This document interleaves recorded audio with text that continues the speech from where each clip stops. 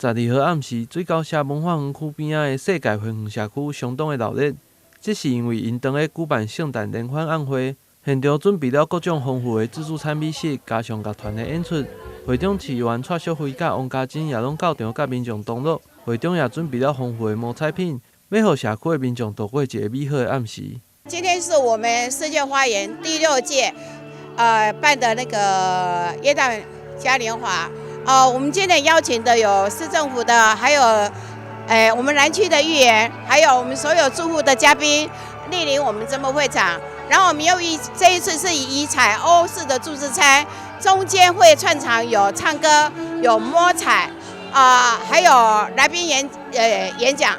那我希望我们今天的晚会能够圆满成功，谢谢，祝大家圣诞节快乐。同时，伫即届优良公务的评选当中，世界花园社区也得到大型新星组的第2名，这也是因连续2档来得奖，会场民众也共同庆祝，现场热闹温馨。但新闻国报以采访报道。